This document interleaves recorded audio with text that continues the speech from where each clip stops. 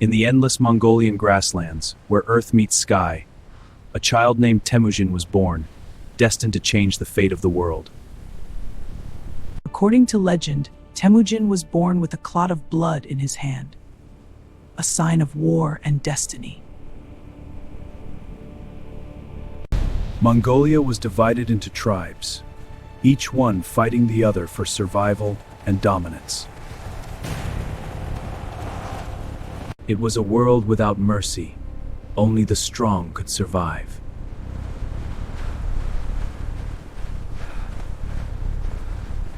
Temujin's father was a small tribal leader, but no power in Mongolia was ever permanent.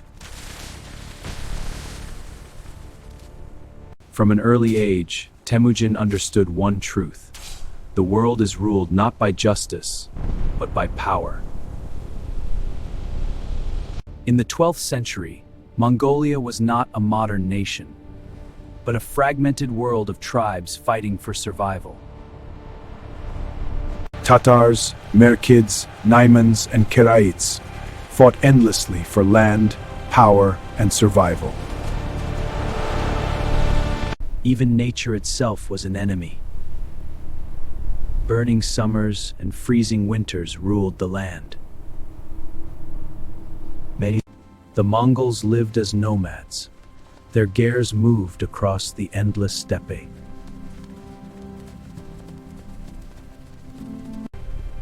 Wealth was not gold or land, but horses, goats, and livestock that ensured survival. From childhood, Temujin was trained in horse riding and archery, the skills essential for survival. Temujin's father Yasuge was poisoned by enemies on his return journey, a betrayal that would change everything. After Yasuge's death, Temujin's family was abandoned by their own tribe.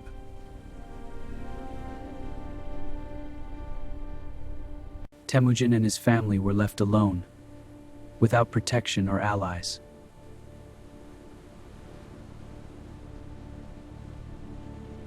Temujin learned that loyalty in this world exists only when there is benefit. Pain and betrayal did not break him, they shaped him into something stronger.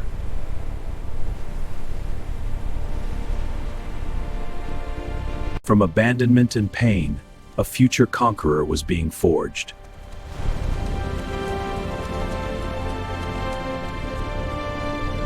Temujin and his family were now living a life worse than slavery, with no food and no protection. They survived by collecting berries, roots, and small animals from the wild. In winter, temperatures dropped to deadly extremes, forcing them to fight for every breath. Temujin realized that survival required not just strength, but intelligence as well. Holun fought every day to keep her children alive through impossible conditions.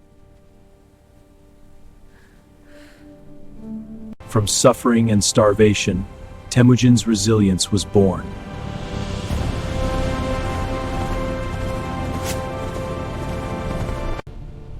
A simple act of stealing fish became the trigger for Temujin's first deadly conflict.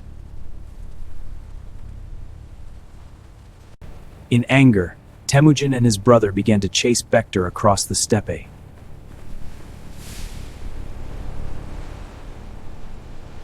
Bektar understood what was coming, yet he did not resist.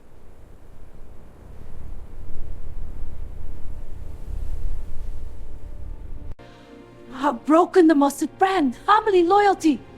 His mother condemned him for breaking the most sacred bond, family loyalty.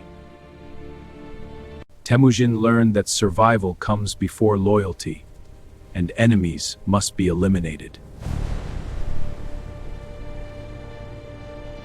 The boy Temujin grows strong. He will challenge us. Then we must act. He cannot be allowed to rise. The Taichute tribe saw Temujin not as a child, but as a future threat. At dawn, the Taichute attacked, scattering his family and capturing Temne. He was forced to wear a heavy wooden collar, a symbol of humiliation and control. He waited for the perfect moment to escape.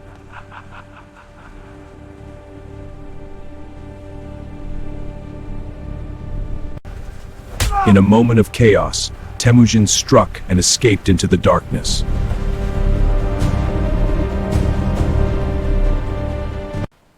This escape was more than freedom. It was the beginning of a leader.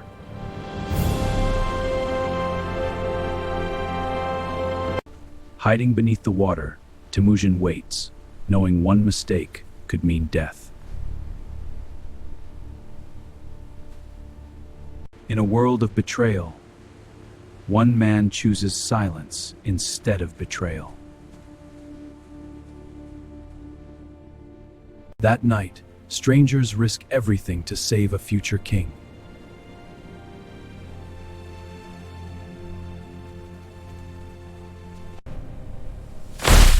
The chains fall and a leader begins to rise. Temujin learns, loyalty matters more than blood or tribe.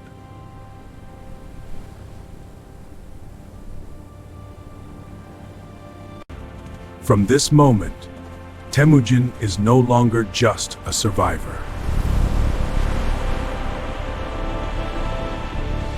After years of struggle, Temujin makes his first strategic move.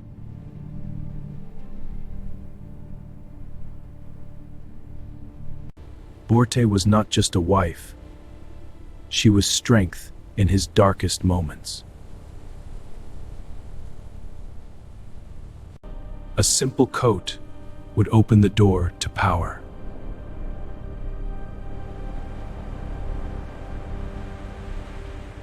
With one move, Temujin was no longer alone.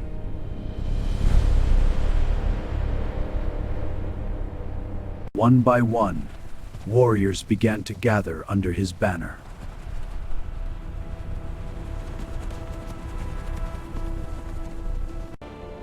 Here, power was not inherited, it was earned.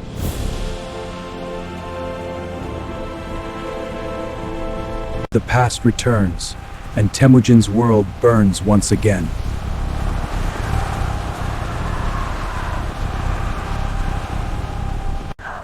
They took everything from him, including the one he loved most.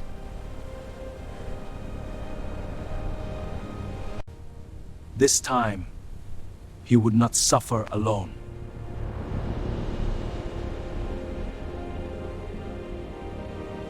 The strike was fast, brutal, and unstoppable.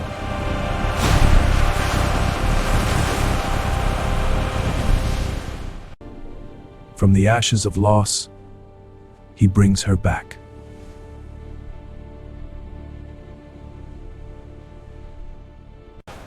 This was more than victory. This was the birth of a leader.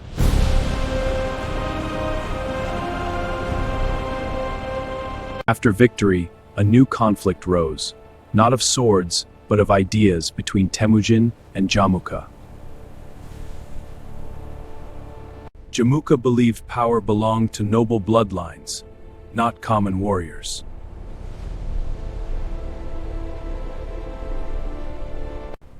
Loyalty and skill are your path to leadership. Temujin rejected tradition. He built a system where loyalty and skill meant everything. Warriors began choosing sides, drawn by power, opportunity, and belief. What began as brotherhood slowly turned into a deadly rivalry.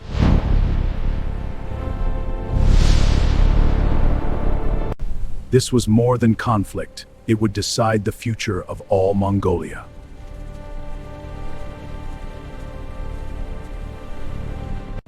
The rivalry had turned into war, Two leaders now fought for control of the steppe.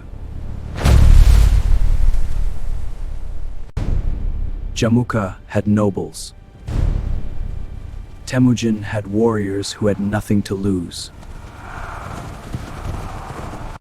Outnumbered and outmatched, Temujin faced his first crushing defeat. To send a message, Jamukha chose cruelty beyond imagination.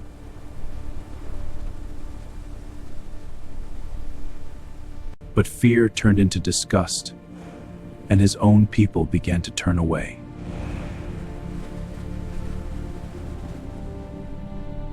Even in defeat, Temujin gained what mattered most: loyalty.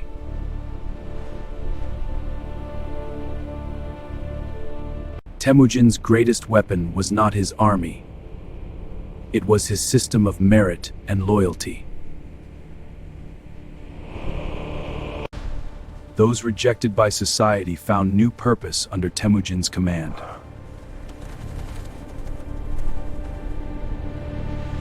The man who once attacked Temujin would become his greatest general.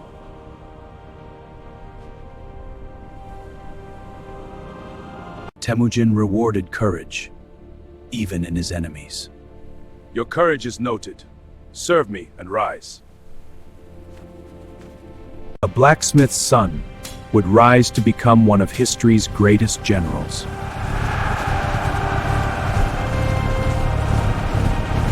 This system turned ordinary men into an unstoppable force.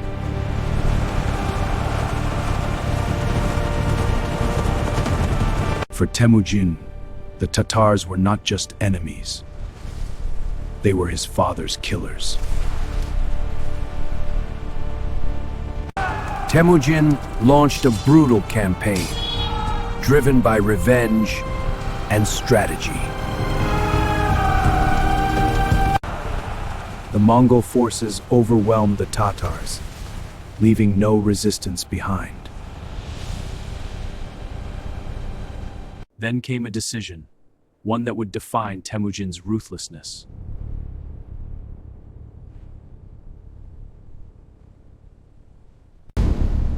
It was brutal, but strategic, removing any chance of future rebellion.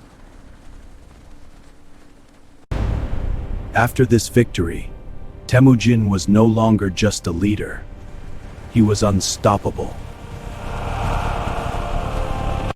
Temujin's alliance with Togrul brought power, but also hidden danger.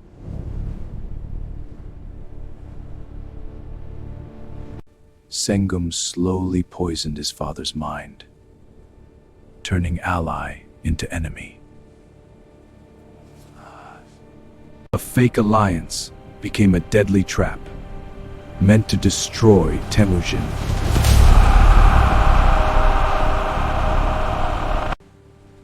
His army scattered. Temujin was left with almost nothing.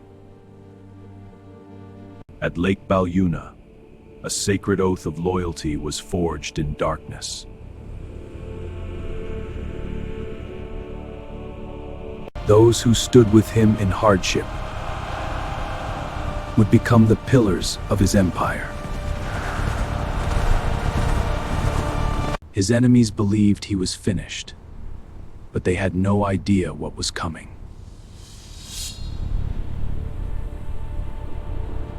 With only a few loyal men, Temujin began rebuilding from nothing.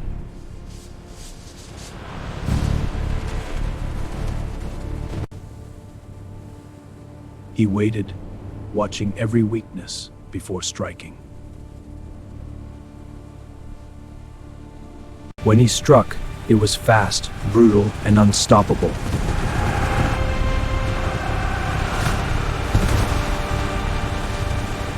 Even the greatest allies can fall before destiny.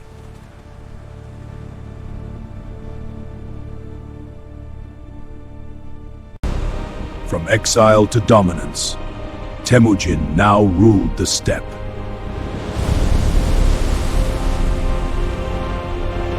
One final threat stood in Temujin's path: the powerful Naiman tribe. Genghis Khan saw Temujin as nothing more than a barbaric upstart.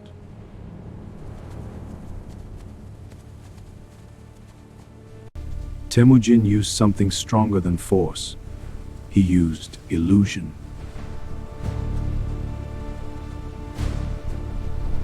The Naimans panicked, unable to understand what they were facing.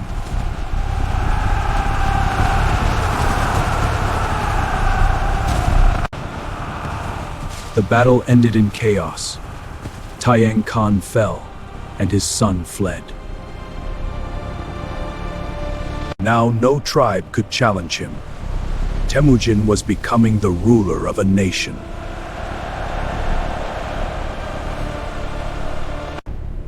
In 1206, a grand Kurultai is called near the Onon River.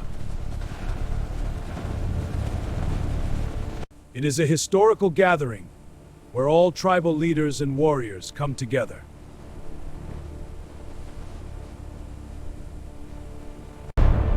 This is not just a meeting, but a declaration, the beginning of a new era. Here Temujin is officially declared Genghis Khan, meaning universal ruler.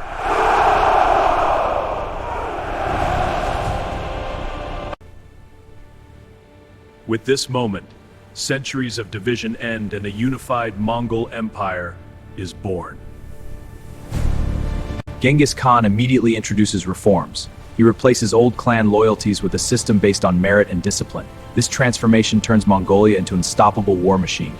Genghis Khan was not just a conqueror, he was also a system builder.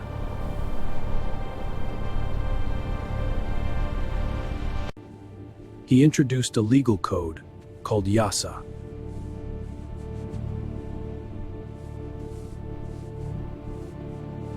The laws were strict but effective.